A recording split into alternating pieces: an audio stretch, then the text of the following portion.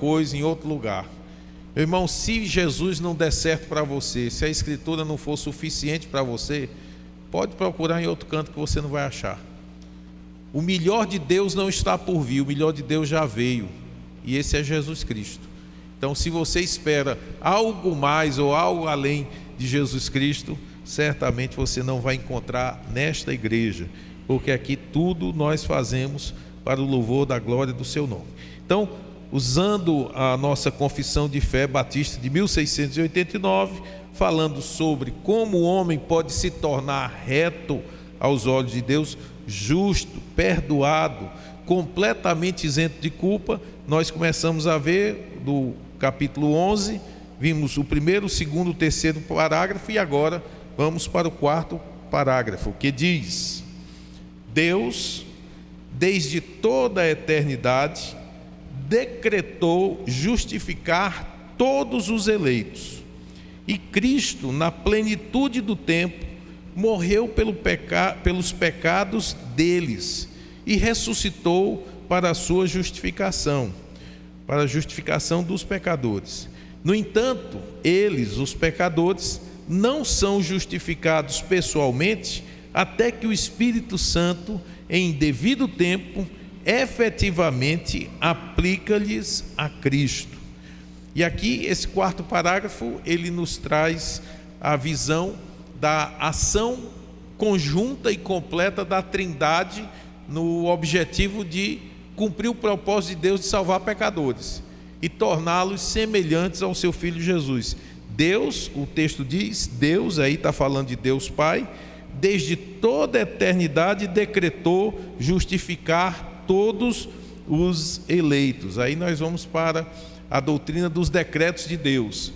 Deus é um Deus que, quando resolveu fazer o mundo, Ele pensou em tudo completamente, do começo ao fim.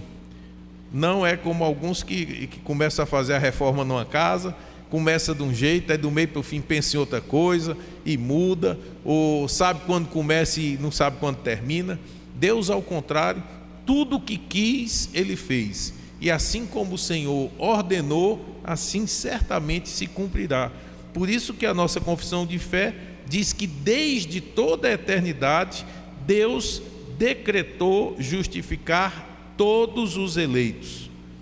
Cristo, a segunda pessoa da Trindade, na plenitude do tempo, morreu pelos pecados deles e ressuscitou para a sua justificação. Aí nós vemos a ação do Filho entregando-se no lugar daqueles a quem Deus havia decretado salvar no tempo propício.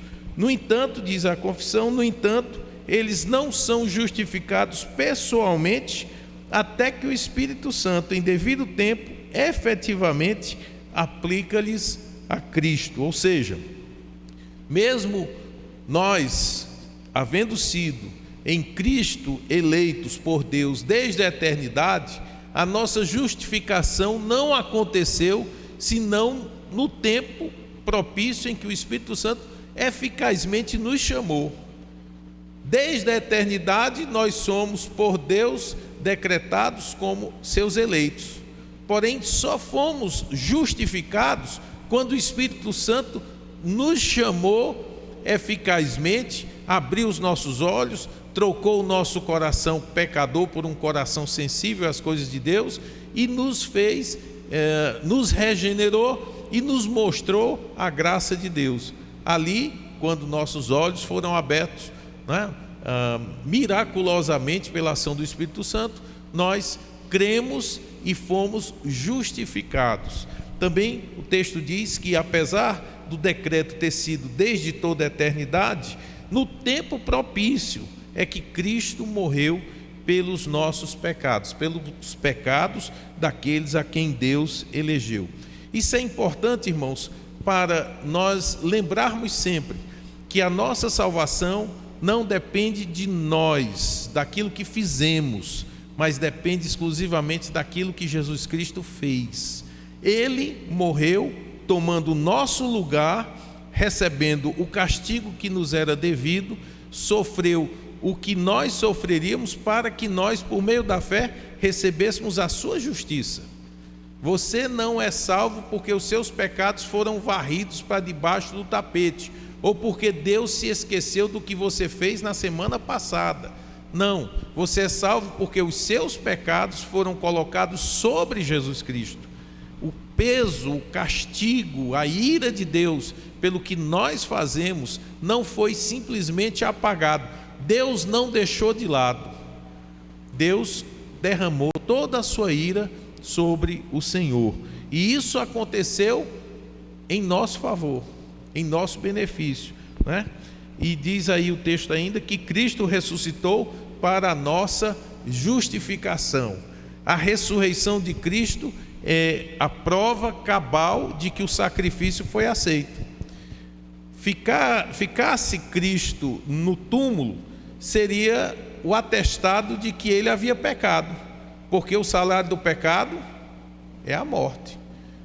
Houvesse Cristo pecado, ele estaria ainda lá no túmulo, mas o túmulo está vazio, porque nenhum pecado o pôde reter. Os pecados nossos que foram colocados sobre ele foram expiados com base na justiça dele. Por que é que nós não poderíamos nos salvar? Porque em tudo nós éramos pecadores. Aquele que quebra um único mandamento, diz Tiago, se torna transgressor da lei. Você pode não pecar como seu vizinho, mas o fato de você pecar lhe torna tão pecador quanto o seu vizinho. E aos olhos de Deus, a classificação é essa: justos e ímpios, perdoados ou pecadores. Você está numa destas classificações e por meio de Jesus, tão somente por causa dele, nós somos dos classificados como justificados, né? E o Espírito Santo aplicou eficazmente e efetivamente a fé aos nossos corações, de tal maneira que cremos e por meio da fé fomos salvos. Veja aí os textos bíblicos, Gálatas 3:8. Ora, tendo a Escritura previsto que Deus havia de justificar pela fé os gentios, anunciou primeiro o Evangelho a Abraão, dizendo: todas as nações serão benditas em ti. A argumentação do apóstolo Paulo aqui aos Gálatas é muito significativa. Ele estava respondendo a uma doutrina que afetava diretamente o evangelho que ele pregava, da justificação por meio da fé somente. Havia um grupo de irmãos cristãos, se Deus quiser, no domingo pela manhã eu estarei falando um pouco também sobre isso. Havia um grupo de irmãos que acreditava que para alguém ser salvo era necessário primeiro guardar a lei de Moisés, ser circuncidado, observar o Shabat e as demais leis que tornavam um judeu judeu. E o apóstolo Paulo e esse povo chegou na Galácia espalhando essa notícia, e houve uma grande cisão, uma grande divisão no meio daquele povo. Porque o apóstolo Paulo dizia especificamente que nós éramos justificados somente pela fé em Jesus Cristo, independentemente das obras da lei. E chegou esse povo dizendo: você é justificado por meio da fé associada à guarda da lei, às obras da lei. Então, a epístola aos Gálatas vai defender a justificação pela fé somente. Um dia nós haveremos de estudar, porque inclusive isso vai tratar de uma questão que comumente nos aparece, né? O cristão, para ser salvo, ele precisa guardar o sábado? Algumas pessoas dizem sim, precisa guardar o sábado, como precisa não adulterar, como precisa não blasfemar, como precisa honrar pai e mãe. Ele precisa cumprir os ditames da lei para que ele possa ser salvo. O apóstolo Paulo vai dizer que não é o caso, mas aqui só vamos pensar que o que ele diz, né?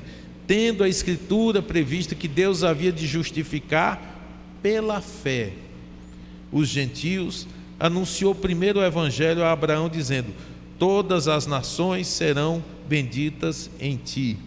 Então, Deus anunciou o Evangelho a Abraão. E em que consistia isso? A declaração de que a partir da família de Abraão as demais famílias da terra seriam abençoadas. E você sabe que Cristo veio da linha de Abraão, da linhagem de Abraão, né? Então, o evangelho começou a ser pregado a Abraão ali. Mas antes disso, né, Deus já havia prometido no Éden que Jesus haveria um dia para desfazer as obras do diabo. Ele profetizou, o Senhor profetizou, se a gente pode dizer isso, né, que a semente da mulher esmagaria a cabeça da serpente, né? Então, a semente da mulher, o prometido filho de uma mulher, iria destronar aquilo que a serpente havia feito com nossos pais no Éden. 1 Pedro 1:2 vai também falar a respeito da salvação através de Jesus Cristo. Eleitos segundo a presciência de Deus Pai, em santificação do Espírito, para a obediência e aspersão do sangue de Jesus Cristo. Graça e paz vos sejam multiplicadas. Então, aí mais uma vez, eleição e eleição segundo a presciência de Deus. Aqui surge aquela grande divisão, né, das teologias. Deus olhou, Deus teve uma presciência. Ele olhou no futuro, viu quem é que iria crer nele, quem é que iria aceitá-lo, e aí ele os elegeu. Primeira coisa que a gente precisa dizer é que a presciência, ela é sobre pessoas e não sobre ações. Você vê aí que 1 Pedro 1:2 diz eleitos segundo a presciência, e a pergunta primeira que você faz é quem? Quem foi eleito segundo a presciência de Deus? E a resposta está no versículo 1, aqueles judeus da diáspora, os judeus crentes que foram espalhados pelo mundo. Ou seja, a presciência de Deus fala a respeito de pessoas e não de ações que essas pessoas eventualmente fariam, né? ou agiriam de alguma maneira para que Deus os elegesse. Toda vez que a Bíblia fala de eleição, ela coloca Deus como o agente dessa escolha. Deus não é passivo. Eu vou esperar o que você vai fazer para eu decidir se eu vou escolhê-lo. Aí você pode imaginar Deus sentado com o escrivão do lado, e o escrivão: e aí, Senhor, eu coloco o nome dele? Calma, vamos ver. Espera aí, que ele vai decidir ainda. Não, espera, né? Ou seja, Deus ainda estaria esperando uma decisão de quem nem criado ainda foi, para poder escolher. Aí não seria uma escolha, seria uma ratificação, né? A pessoa escolheu e Deus disse: pronto, escolheu, bota o nome dele, bota aí. Eu vi, lá no futuro ele vai crer, pode anotar o nome dele. Em outras palavras, o Deus criador do universo estaria dependendo da criatura para determinar qual seria o destino dela. Quem está ditando as regras no final? A criatura, e não mais o Criador. Apenas uma teologia que quer exaltar o homem é que não enxerga a incompatibilidade dessa visão com o nosso Deus. Mas então Deus não respeita a vontade do ser humano? Sim, claro. Nós vimos isso aqui quando estudamos sobre o livre-arbítrio. Deus permite que cada pessoa escolha de acordo com a sua natureza. Você escolhe o que você quer, você é livre para escolher. Se você fosse forçado a escolher alguma coisa, Deus não poderia cobrar de você moralmente nada. Mas Deus permite que você escolha de acordo com a sua natureza. E qual é a sua natureza antes de você conhecer a Cristo? Totalmente chafurdada pelo pecado, inimiga de Deus, fazendo a vontade da carne e dos pensamentos, escravo do pecado. Essa é a sua natureza. E como você poderia querer alguma coisa com Deus estando nessa condição? A resposta é: você não poderia.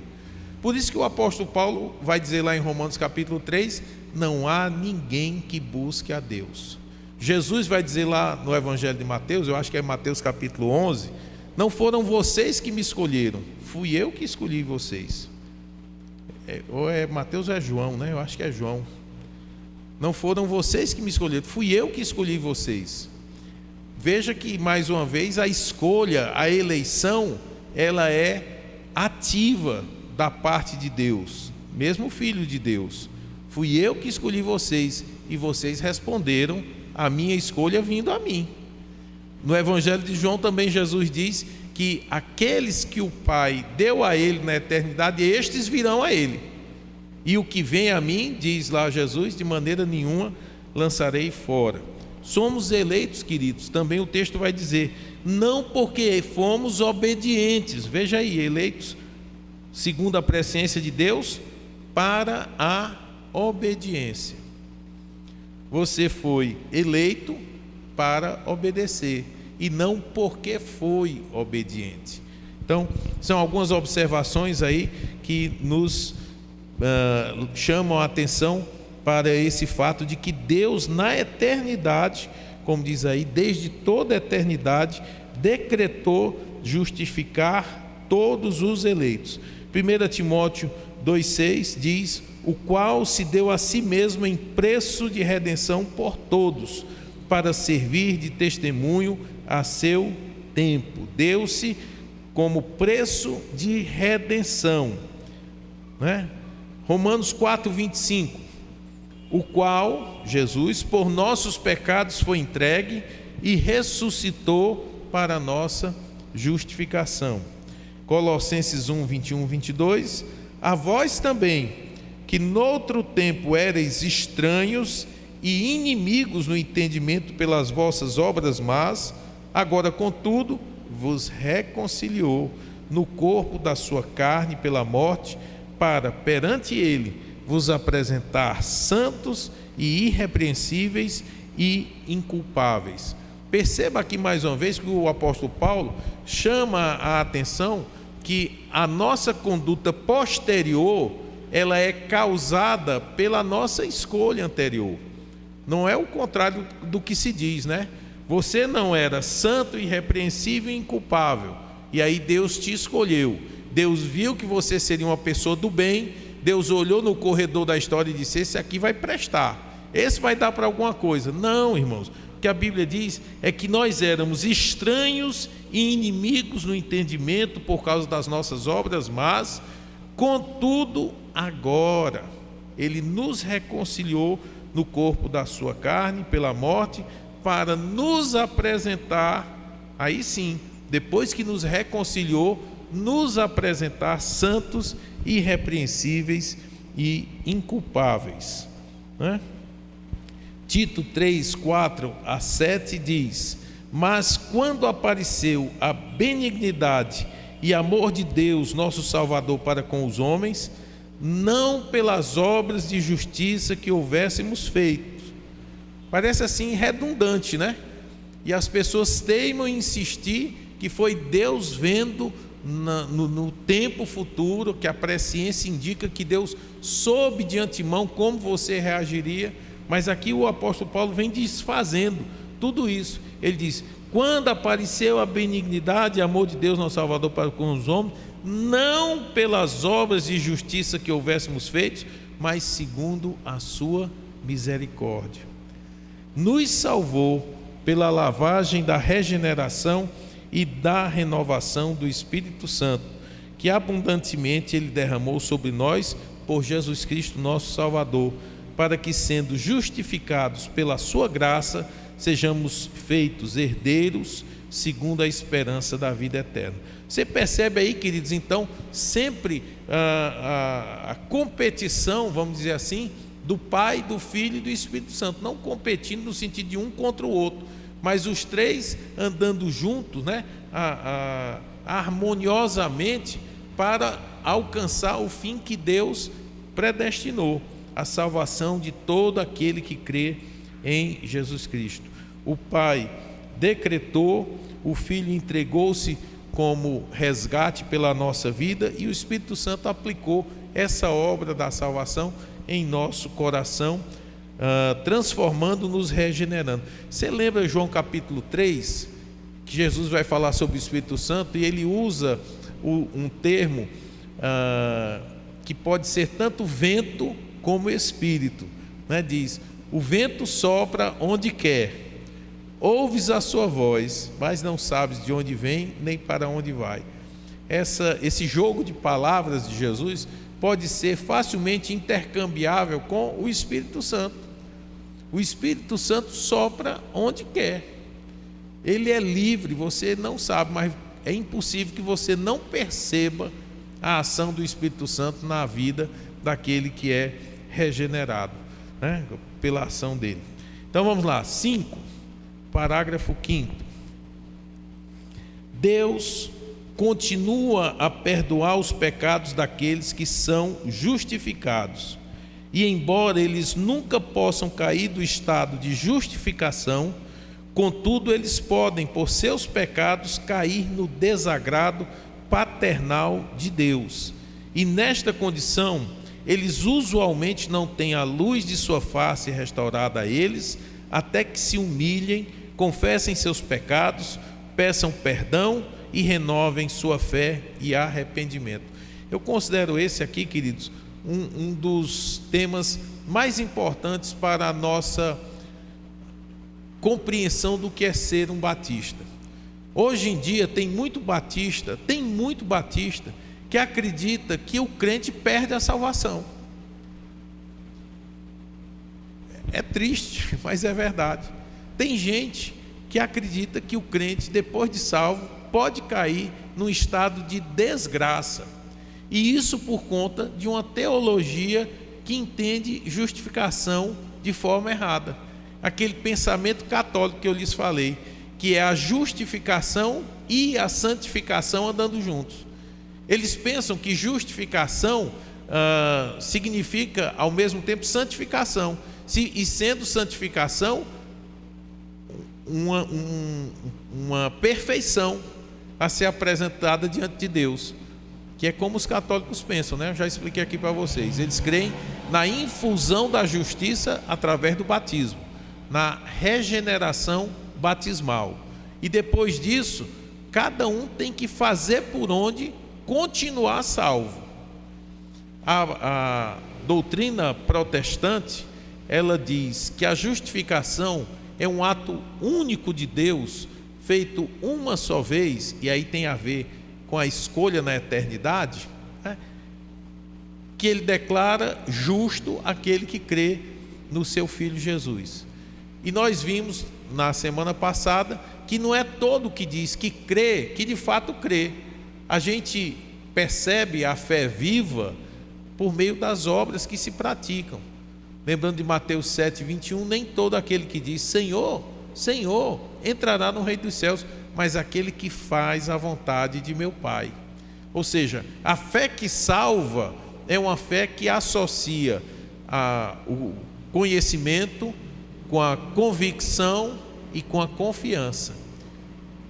E tudo isso junto com as boas obras. A gente vive de tal maneira que o Senhor é exaltado através da nossa vida. E aqui a doutrina bíblica defendida pelos batistas desde o século 17 diz que o crente não perde a salvação. Por quê? Deus continua a perdoar os pecados daqueles que são justificados.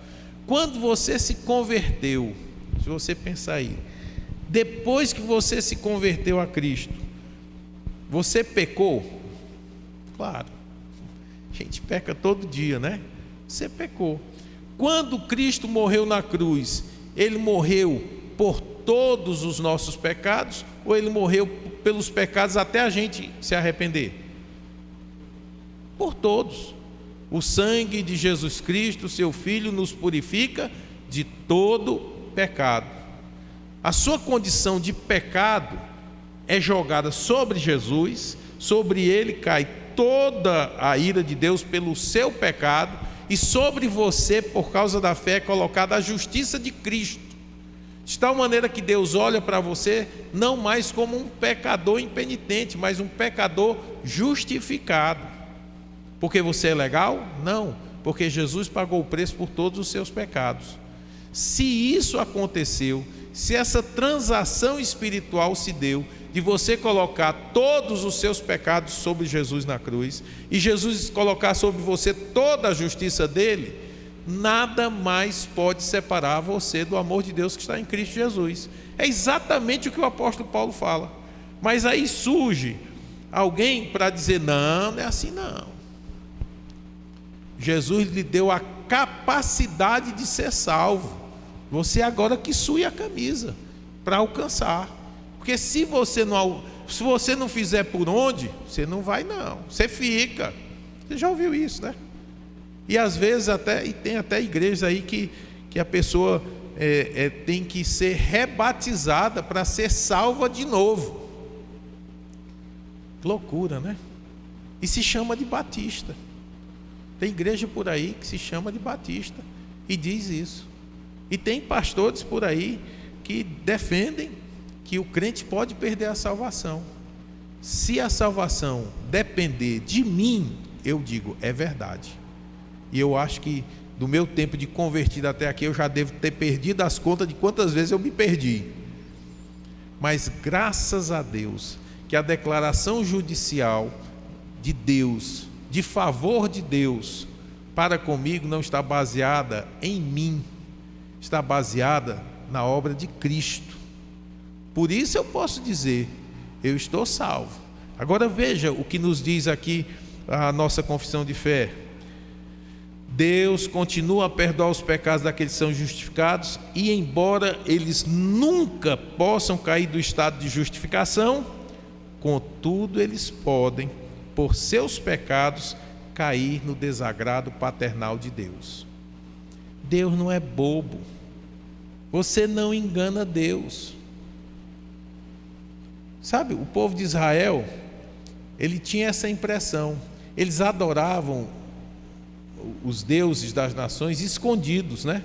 Eu acho que é Ezequiel que tem aquela visão do santuário, e que existem várias imagens de deuses escondidos, e as mulheres adorando aqueles falsos deuses, né? Como se Deus não visse. Meu irmão, Deus não ficou cego, surdo, depois que nós nos tornamos cristãos. Muito pelo contrário, os olhos do Senhor buscam os seus filhos aqui na terra. E quando nós andamos nos caminhos das trevas, quando nós fazemos associações com o cão, Deus não fica satisfeito com isso. Claro. Você que é pai, você encontra o seu filho sentado na esquina conversando com os malas. Você fica satisfeito com isso? Você encontra seu filho ou a sua filha andando com as moças de má reputação. Você fica satisfeito com isso? Se você é pai, você chama esse menino para conversa, você chama essa menina para conversa, você dá castigo, né? Até chega o ponto de tomar uma atitude mais grave: vou trancar você em casa. Pode ser feita alguma coisa. Deus, da mesma maneira, não assiste passivamente negociatas nossas com o cão. Deus diz logo, né? Passa para casa, moleque sem vergonha. Tira a chinela e dá assim aquela palmada. Fica... E o autor da carta aos Hebreus diz: se dê por feliz, se Deus lhe disciplina, porque Deus castiga quem Ele recebe por filho. Se você estiver sem castigo de Deus, sem disciplina de Deus, se preocupe. Pode ser que você não seja filho. Lá em 1 Coríntios 5, em que Paulo manda excluir aquele irmão, o argumento dele vai ser que o mundo tem o seu próprio padrão de justiça. E na igreja de Cristo, o Senhor diz que nós devemos disciplinar para que o indisciplinado não seja condenado junto com o mundo. Quando a ira de Deus se derramar sobre o mundo, ai do mundo, ai daqueles que estão fora destas portas, não das portas dessa igreja, mas fora das portas da igreja de Jesus. Ai daqueles sobre quem a ira de Deus se derramar. Não é à toa que a imagem lá do Apocalipse é montes, caí sobre nós, porque é chegado o grande dia da ira do Cordeiro, e quem poderá resistir? Intuitivamente as pessoas entenderão que elas estão em maus lençóis. Então não pense que quando você peca, você perde a salvação, porque o decreto eterno de justiça por meio da fé em Jesus Cristo já saiu em seu favor. Mas espera aí, não quer dizer que agora você vai viver do jeito que você quer, não. Agora você tem pai, agora você vai aprender.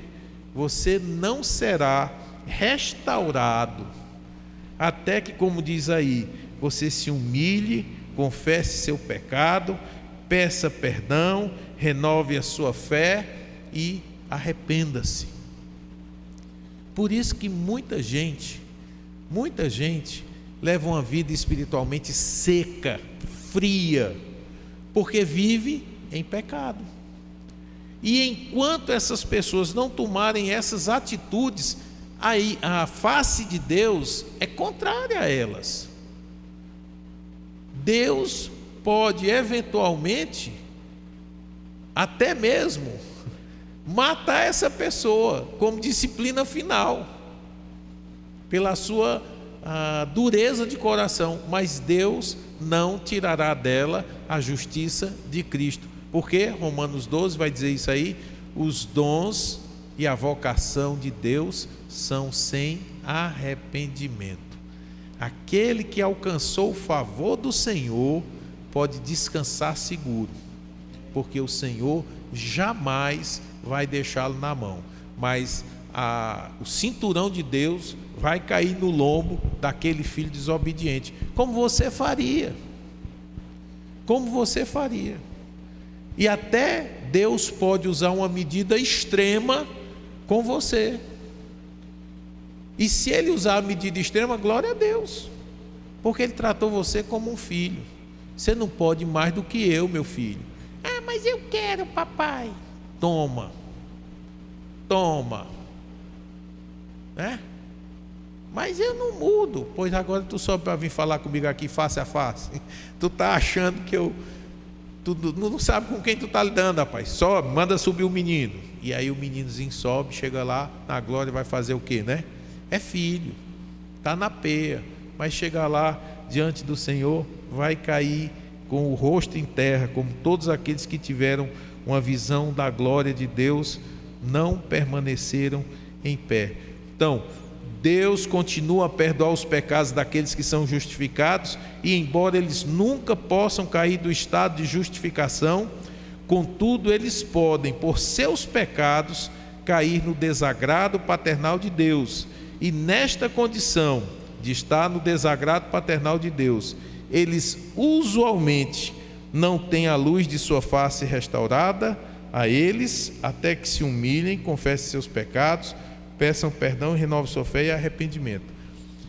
Eu já ouvi muitas vezes, sem contar que já passou na minha vida, ocasião de pessoas dizer: pastor, eu me desviei, eu vivi no pecado, mas já chega, pastor, eu quero voltar para Cristo, eu quero voltar a ter comunhão com o Senhor, com a igreja do Senhor, eu quero estar em paz com Deus. Irmãos, e quando essas pessoas vêm, parece que nunca saíram da presença do Senhor. Elas se sentem em paz, elas têm alegria, elas se alegram com as coisas de Deus. Aqueles que verdadeiramente são convencidos a retornar, né? Eles vêm com gosto de gás. Recentemente alguém me falou exatamente sobre isso. E eu digo: amém, vamos orar, eu oro com a pessoa e tudo, mas fico observando. Porque às vezes, e a Bíblia nos alerta para isso, às vezes o coração enganoso quer que nós sintamos a alegria da presença de Deus, mas fazendo as coisas do nosso modo. Ou seja, eu quero voltar para estar na comunhão com os irmãos, mas eu não quero abandonar o pecado. Duas coisas que não podem andar juntas, né? Se volta para a comunhão, tem que abandonar o pecado. Se não abandona o pecado, o retorno à comunhão é uma questão de tempo até que vaze, pule fora de novo.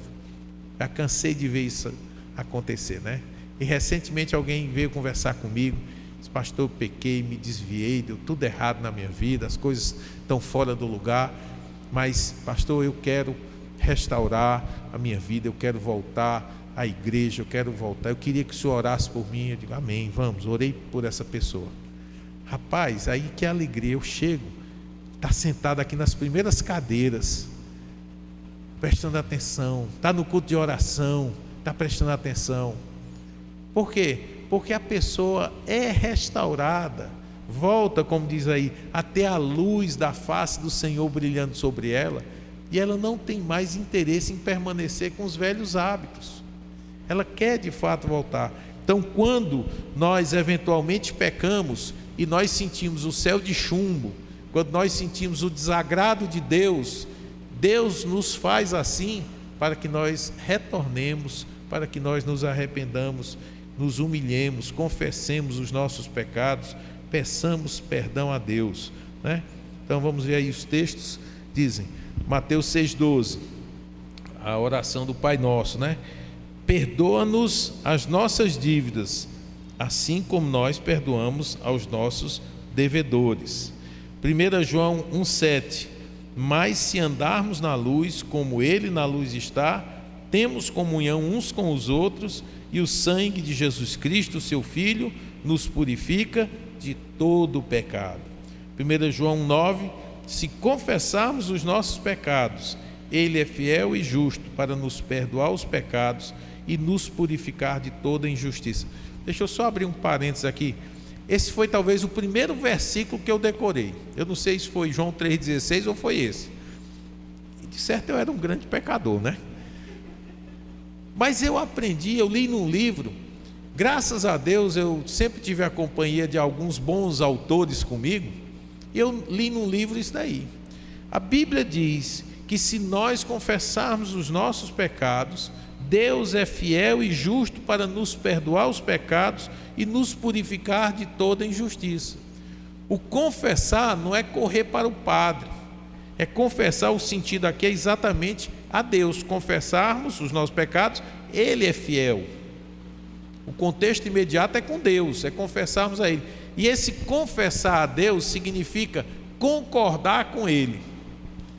Eu achei isso muito interessante, porque eu, assim como Adão, racionalizava o meu pecado.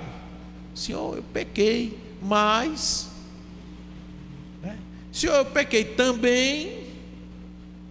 Eu tinha o costume de racionalizar. E quando eu li esse autor, ele disse: rapaz, você tem que confessar.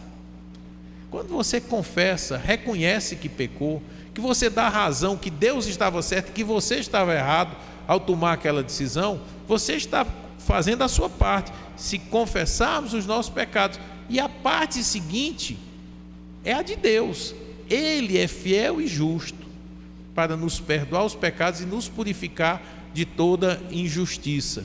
Injustiça aí é no sentido de alguma obra mal feita, de alguma coisa injusta, não reta, né? Uma impiedade que a gente tenha cometido.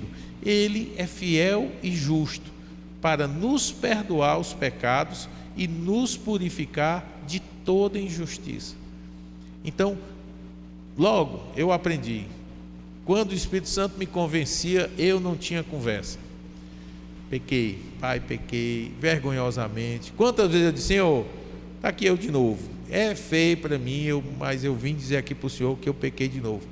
Porque, meu Deus, eu não vou viver sem o teu perdão. Eu não vou esperar até amanhã.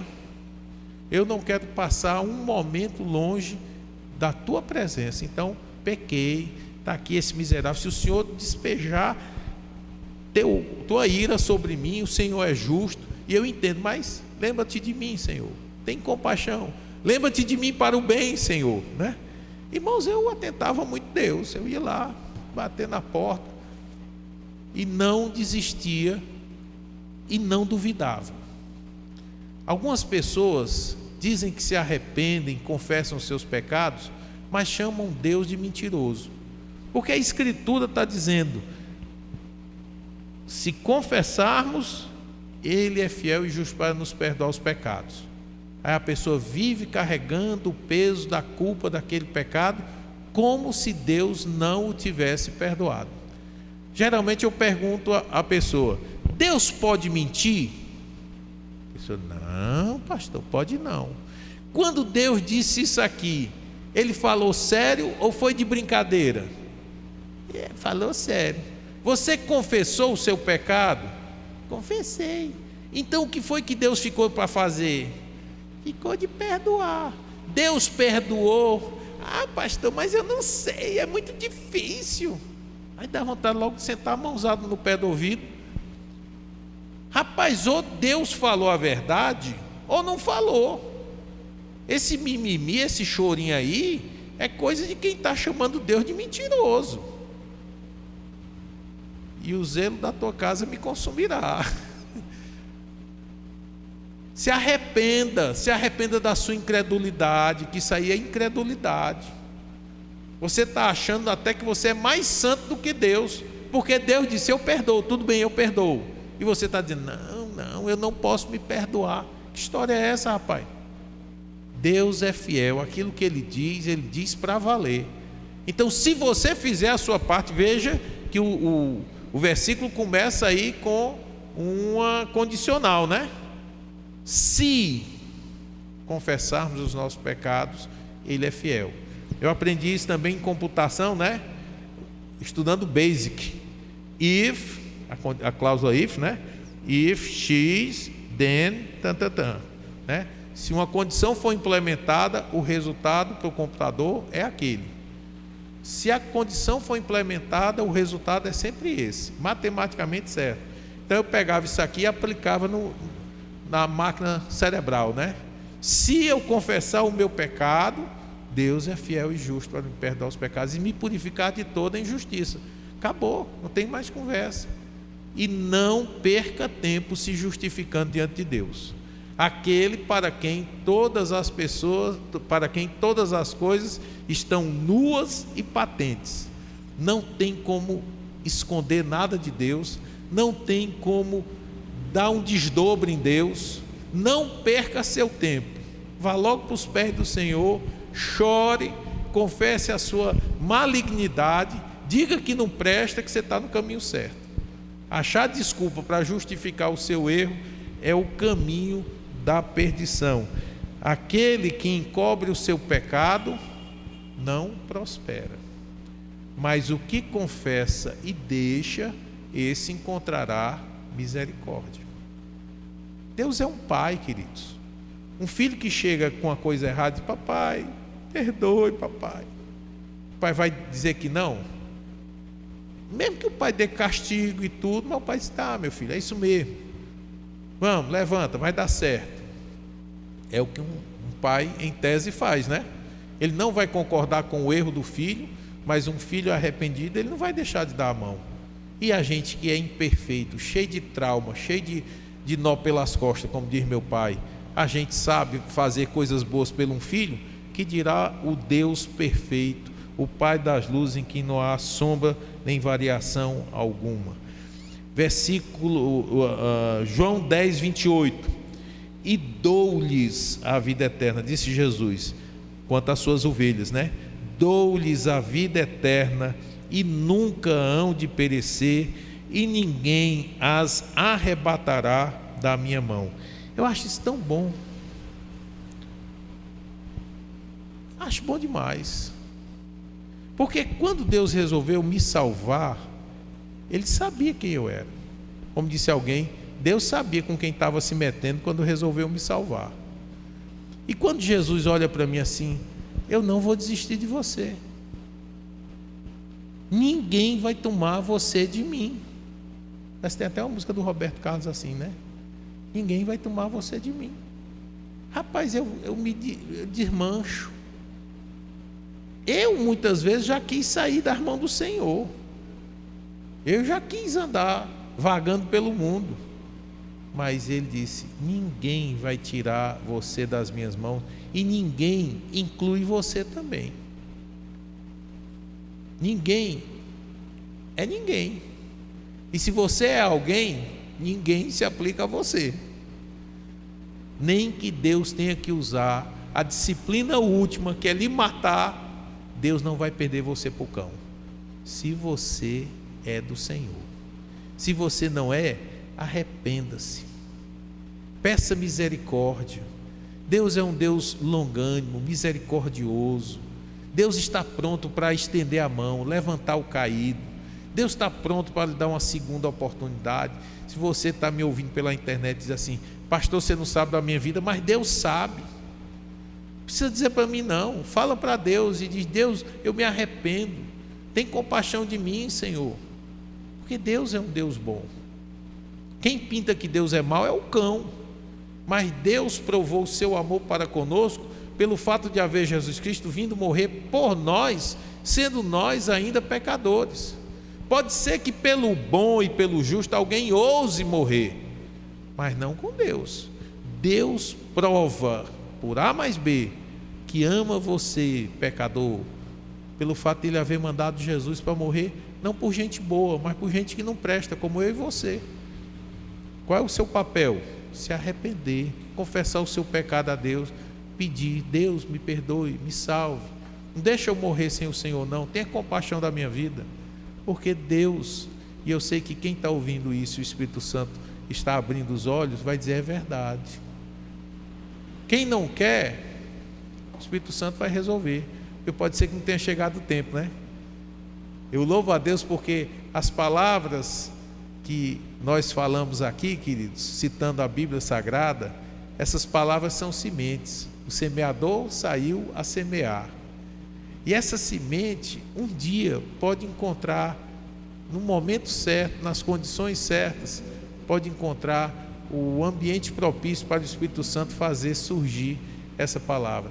Eu não perca a esperança de anunciar a salvação somente por Jesus Cristo, porque eu sei que até mesmo na hora da morte, Deus pode usar uma palavra dessa para salvar um pecador.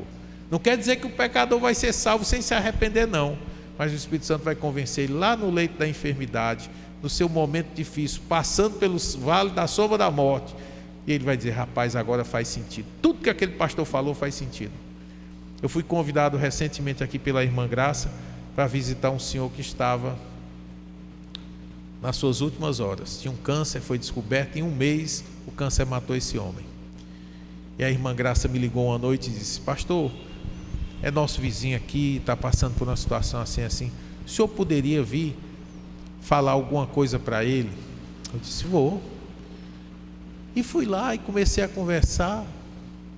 Eu me acho tão falante aqui na igreja, mas diante do homem eu fiquei: o que é que eu vou dizer para esse homem agora? E sinceramente eu não sei como a conversa foi se encaminhando, e chegou um momento em que eu falei que todos nós haveríamos de comparecer diante do Senhor, mas os nossos pecados poderiam ser sim perdoados por Deus se nós nos arrependêssemos e clamássemos pelo seu Filho. Ninguém é merecedor. Eu não me lembro nem o que foi que eu falei. Aí quando terminou, eu disse: o senhor, eu posso orar pelo senhor? Ele disse: sim, pode. E eu orei por ele. E a irmã dele, que eu acho que era da Assembleia de Deus, disse assim: fulano, você entendeu o pastor? E eu disse: isso é muita pressão, né? O bichinho, coitado, é muita pressão. Aí ele olhou assim e disse: entendi. Ele explicou tão bem que eu entendi, e eu não sabia nem o que é que eu tinha falado para o homem. Agora diga se isso não é o Espírito Santo agindo na vida de uma pessoa para salvar. Glória a Deus. Então eu não canso, meu irmão. O evangelho é esse: Jesus Cristo veio ao mundo para salvar pecadores. Se você é pecador, Jesus Cristo veio ao mundo para salvar você. Mas Ele não vai salvar você assim: ei, vou te salvar. Ele diz assim: arrependa-se e coloque a sua fé totalmente em mim. Arrependa-se e crê. O apóstolo Paulo vai dizer isso: todo aquele que invocar o nome do Senhor será salvo. Invoca o nome de Jesus. Não adianta você invocar outro nome, não. Não tem um versículo na Bíblia, que diz que existe um outro nome por aí pelo qual você pode ser salvo. Só existe Jesus Cristo. Agora e na hora da vossa morte, clame por Jesus Cristo. Clame por Jesus Cristo. Jesus Cristo é a chave. Ele disse: eu sou a porta. Você só passa para um lugar, para outro, por meio da porta. Ele disse: eu sou a porta. Eu sou o caminho, a verdade e a vida. E ninguém, inclui você também, ninguém vem ao Pai se não for por mim. Então, meu filho, não adianta você procurar A, B, C, D, E, F, G. Não. Vá por Jesus Cristo, porque Jesus Cristo é 100% seguro que você vai chegar em Deus. Você está apostando em outras coisas e vai que não dá certo. Eu vou até dizer aqui de antemão, não vai dar certo. Porque quando ele diz que ninguém vai ao Pai a não ser por ele, ele excluiu todos os outros. Excluiu a sua religião, excluiu o seu santo de devoção, excluiu as suas boas obras, excluiu a sua família, excluiu o seu conhecimento. Ele disse que a gente só vai para Deus por meio dele.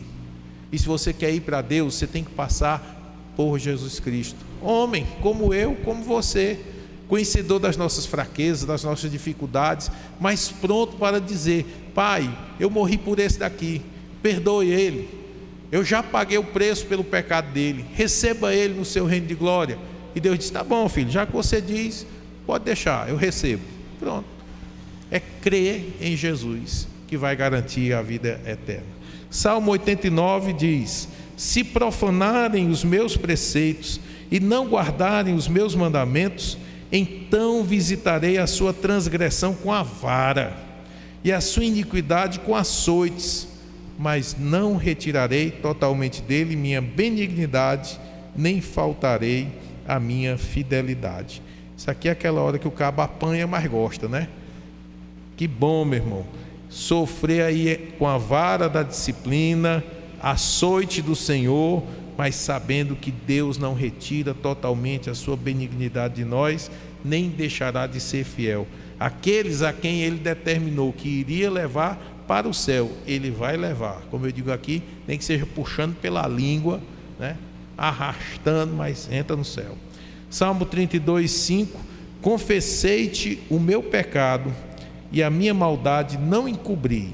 Dizia eu: confessarei ao Senhor as minhas transgressões, e tu perdoaste a maldade do meu pecado. Salmo 51, que você conhece muito bem, eu não vou ler, mas ele vai falar todo sobre uma oração de alguém que passou por um pecado grave, como foi o caso de Davi, né? Mas ele se arrepende e o Senhor o restaura completamente. E vamos para o parágrafo 6º, para a gente concluir hoje. A justificação dos crentes sob o Antigo Testamento era, em todos estes aspectos, uma e a mesma com a justificação dos crentes sob o Novo Testamento. A prova está em Gálatas 3:9 e Romanos 4:22 a 24. Gálatas 3:9 diz: de sorte que os que são da fé são benditos com o crente Abraão. Os que são crentes hoje, Paulo está dizendo, são benditos junto com Abraão, lá no Velho Testamento. Antigamente eu pensava que o judeu era salvo por meio do sacrifício dos animais anualmente. Ele tem os pecados são perdoados, que o sumo sacerdote vai lá, derrama o sangue dos bichinhos, e aí eles são, a ira de Deus é aplacada e eles são justificados. Veja bem, é assim mesmo. Só que eu pensava que era a ação do sumo sacerdote que justificava o povo. Mas não. Era a promessa, que eles criam a promessa de Deus, que por meio daquilo eles seriam perdoados. Eles não eram perdoados pela coisa física em si, mas pela fé que eles tinham no sacrifício que os purificaria diante de Deus, na expectativa. E aqui tem toda uma história por trás, né? Lindíssima, lindíssima. Só quem não conhece a Bíblia para não ver essas belezas. Quando Abraão chamou seu filho para subir o monte, para sacrificar o menino, Deus havia pedido o seu filho único, né? Abraão, dá-me o teu filho em sacrifício. Aí Abraão, cedinho, o bicho era crente mesmo, esperou 100 anos para ter um filho, né? Quando teve, com 12 anos, Deus disse: agora me dá o menino. Só que Deus tinha feito promessas para Abraão, dizendo: olha, tu serás pai de nações, eu vou mudar até teu nome para tu saber disso. E Abraão começou a ficar com aquele negócio: eu vou ser pai de nações, vou ser pai de nações. Aí quando nasce o Ismael, Deus disse: não, tira ele daí, porque o filho da escrava não vai herdar com o livro. Tira. Então Abraão sabia que a bênção dele ser pai de nações não viria de Ismael. Então afastou Ismael. Nasce Isaque. Vai aparecer agora as nações vão surgir dos lombos de Isaque. O bichinho já era velho, eu acho que não tinha nem muita esperança de ver ainda essa geração, né? Aí Deus disse: ei, Abraão, vamos fazer um negócio. Eu quero que tu mate esse menino, sacrifique esse menino para mim, faça um holocausto.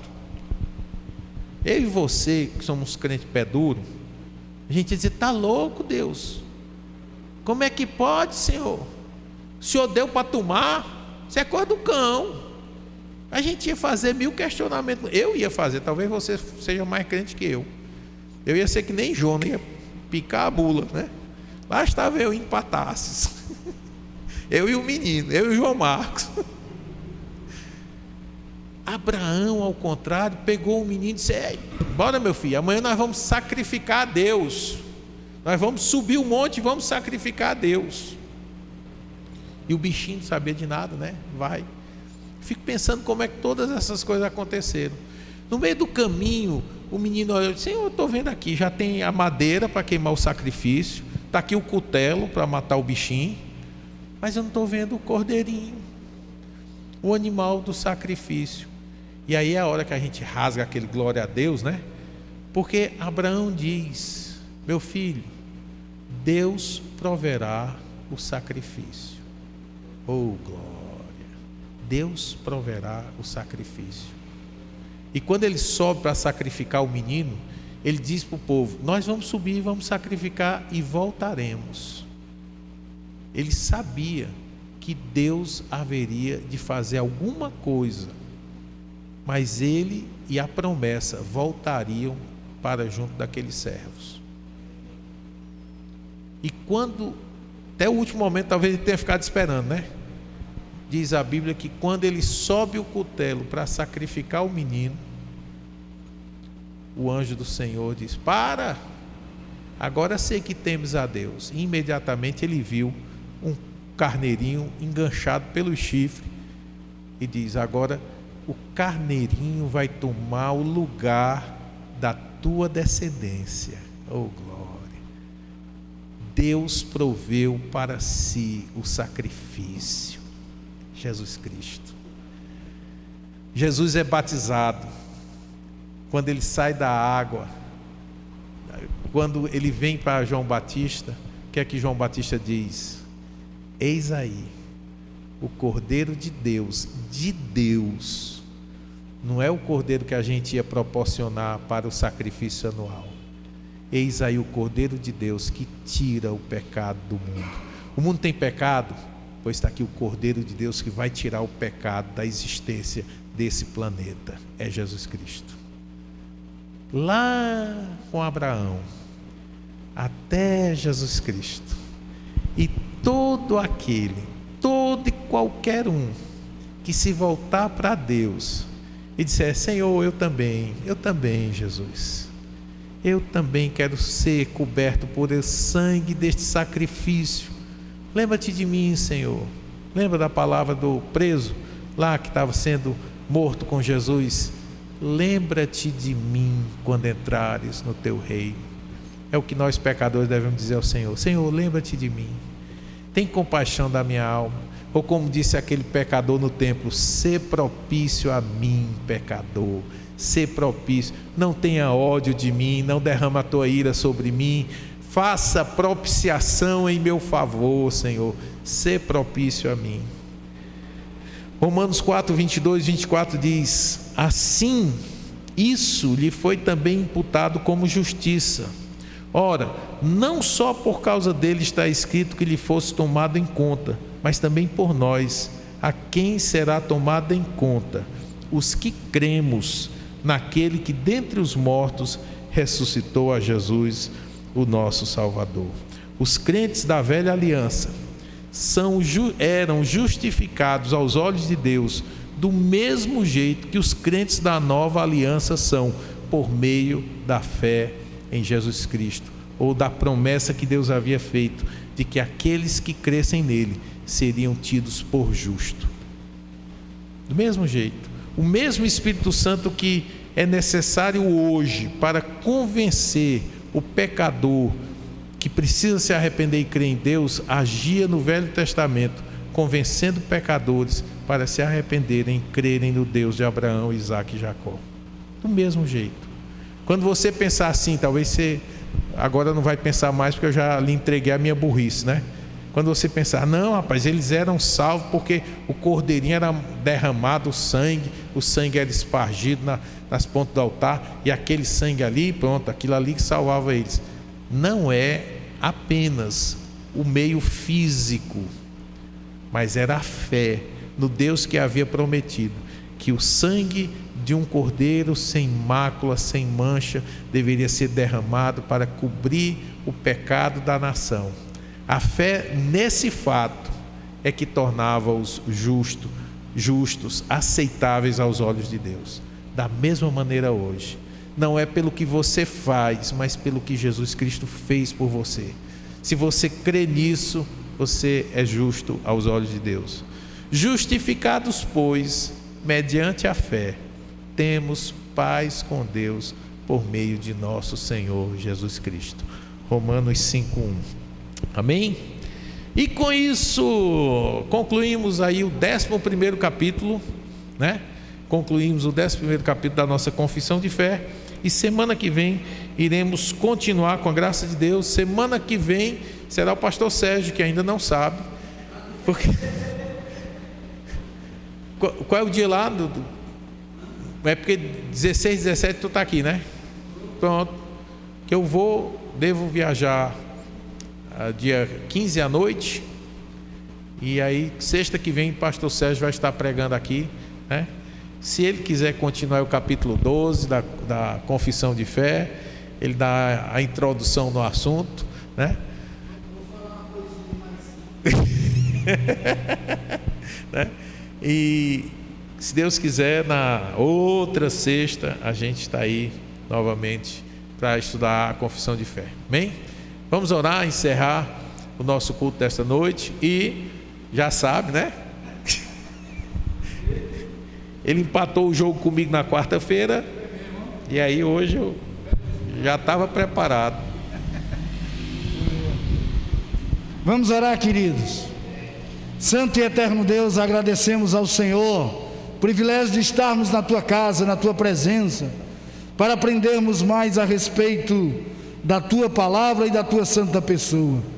Que o Senhor agora, ao sairmos daqui, nos leve escudados em Ti mesmo, salvaguardados em Ti, protegidos por Ti até os nossos lares. Livra-nos de todo mal. Nós te oramos assim agradecidos, no nome de Jesus, o nosso Senhor, o nosso Salvador. Amém.